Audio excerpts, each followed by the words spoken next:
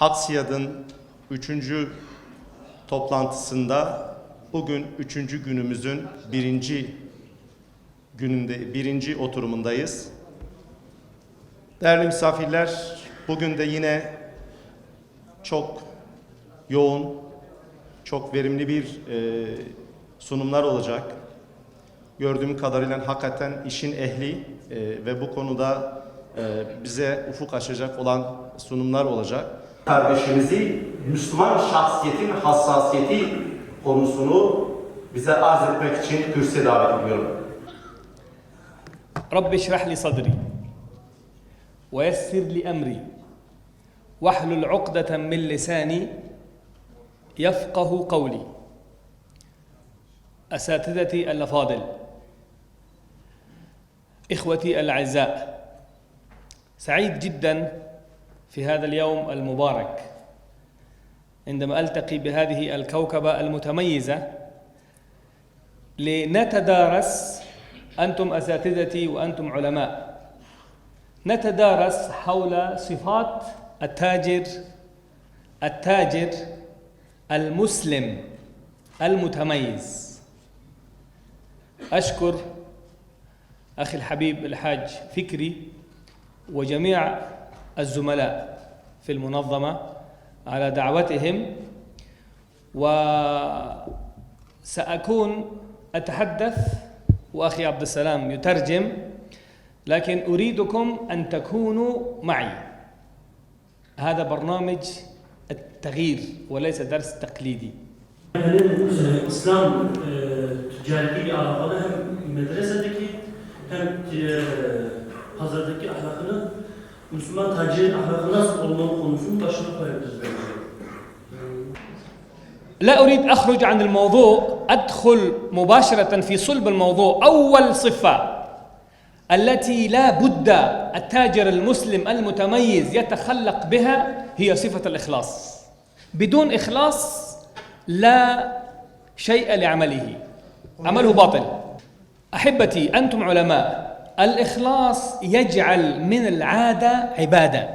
فتاجر المسلم عندما ينام ليلا لأجل يستيقظ مبكرا يصلي صلاة الفجر على الجماعة ويقرأ أذكار الصباح ويخرج إلى ماله، فهو في عبادة الله سبحانه وتعالى بالإخلاص. الإخلاص سبحان الله يغير أعمالنا بشكل خرافي، بشكل عجيب وغريب.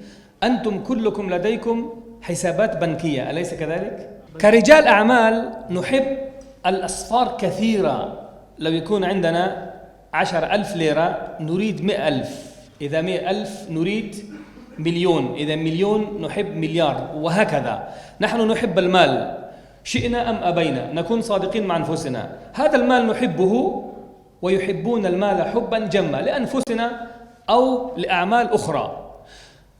في الدنيا الجميع له حسابات موجودة، لكن البعض ما عندهم حسابات، يضعون الفلوس في المخدة وأحيانا في الكتاب وأحيانا في الدولاب وفي أماكن أخرى. بعض الناس، أمي كانت تضع فلوس في المصحف الشريف، فقامت بإهداء المصحف لأخ عزيز من أقربائنا، بعدين قالت وي ودعته في فلوس كمان راحت.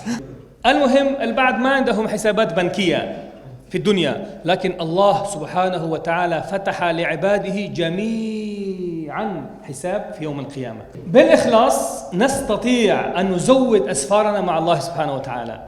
هنا تشوفون المواد الغذائية ومواد الألعاب وأشياء كثيرة وشنط. لو نكون مخلصين، مواد غذائي كتاجر أبيعه، هذا المواد يأكله رجل وامرأة ينامون، الرجل يجامع زوجته وينجب طفل، هذا الطفل يتربى ويكبر في طاعة الله. أنت أيها الرجل الأعمال إن كنت مخلصا شريك في أجر هذا الطفل وهو يكبر حتى يموت، يصلي ويزكي ويعتمر ويحج ويجاهد في سبيل الله ويقوم بأعمال كلها، أنت إن كنت مخلصا شريك معه في الأجر. يا الله.